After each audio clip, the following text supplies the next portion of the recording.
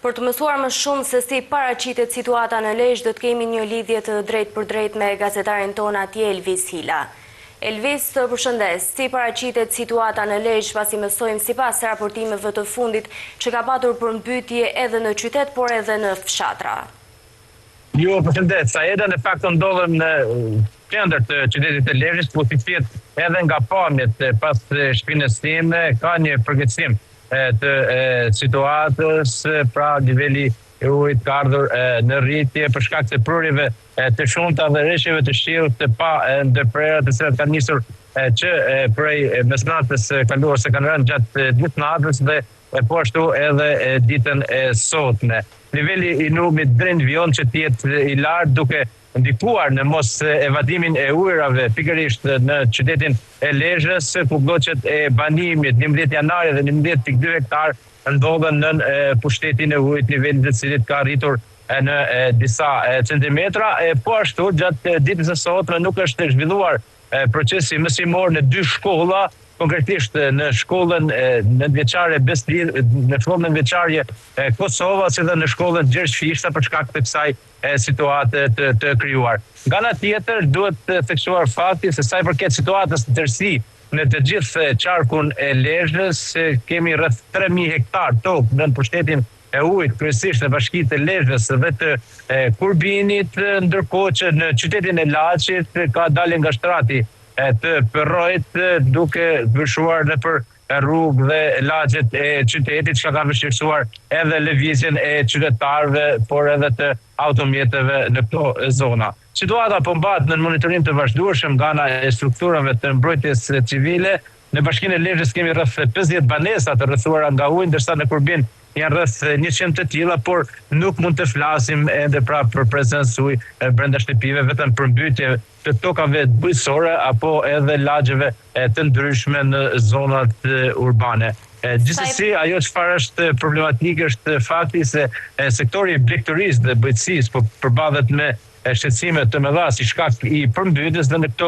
kushte ju kërkohet autoriteteve që të vihet në ndihmë pikërisht blegtorëve me qëllim që mos të kenë dëme në gjën e gjallë. Ka patur dëme materiale sa i përket banesave ose biznesave në qytete apo në fshatra ku ka patur prezencë uji? Paktën deri në këto momente që ne flasim nuk ka dëme sa i përket biznesa apo banesa, pasi uji nuk ka deportuar brenda. Kemi të bëjmë vetëm me toka bujqësore, të cilat janë të përmbytura, apo edhe rrugë dhe lagje si në qytetin e Lezhës, ashtu edhe në qytetin e Laçit, pasi niveli i rreshjeve të shiut ka qenë mjaft i lartë, paktën nga dhënat që kemi mësuar për gjatë 24 orëve kanë rënë rreth 150 mm shi, duke ndikuar pikërisht në këtë situatë, ndërsa edhe prurjet në lumen janë tepër të mëdha, si në lumin Dren, në lumin Çadër, po ashtu edhe në lumin Droj, që është në pjesën e Kurbinit. Në terren janë edhe struktura tashmë të mbrojtjes civile, së bashku me ato vendore në të 2 bashkitë ku ka probleme, pra në Lezhë dhe Kurbin, është vënë në dispozicion edhe një numër telefoni për të telefonuar pra gjithë ata qytetarë që cilët janë të rrezikuar apo kanë probleme. Bashkia e Lezhës ka vënë në dispozicion një numër kontakti dhe menjëherë pra ekipet janë të shpërndarë në terren për të ardhur në ndihmë banorëve të cilët do të kenë probleme dhe prezencë uji në banesat e tyre, pasi edhe kushtet atmosferike dhe rreshjet e shiut pritet që të jenë prezente edhe gjatë orëve në vijim, dhe nuk përshtohet pra një përgjithësim i situatës, pasi duhet të thënë se duke i referuar edhe të përditësimit të fundit të strukturave të mbrojtjes civile, sipërfaqja e përmbytur në Lezhë dhe Kurbin ka shkuar rreth 3.000 hektar dhe kemi rreth 150 banesa të rrethuara nga uji, pra 50 në Lezhë dhe 100 në bashkinë e Kurbinit, atje ku tashmë problematikat janë më të mëdha edhe si shkak i daljes nga shtrati të Përrojt që kalon përmes qytetit të Laçit, por edhe të terreneve malore, të cilat kanë bllokuar aksin që lidh Laçin me Mamurrësin, por edhe disa rrugë pikërisht në fshatin e Zhej të Kurbinit. Aktualisht shikoj që je në një zonë që ka prezencë të madhe uji. Ku ndodhesh aktualisht, Elvis?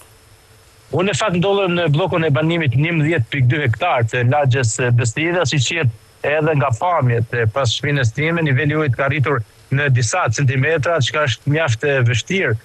për të lëvizur edhe me automjet dhe në këto kushte disa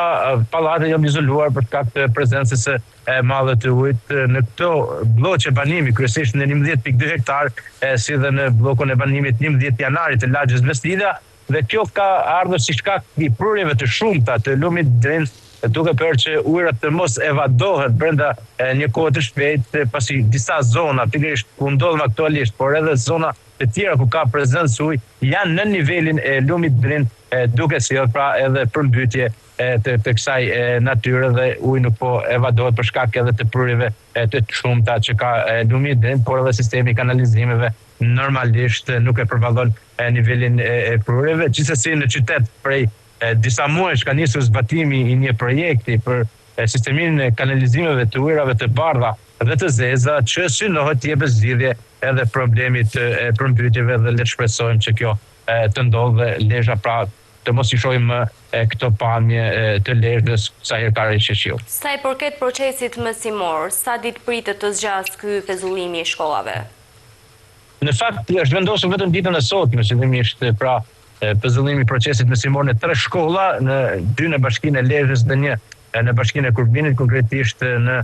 shkollën nënvjeçare Gjeçfisha dhe Kosova në Lezhë, pasi ambientet përreth tyre, pra uborët e këtyre shkollave janë të përmbytura dhe në varësi të situatës do të veprohet pra në ditët në vim apo dhe ditën e nesme, por gjithsesi duhet thënë se nuk është se ka një tërheqje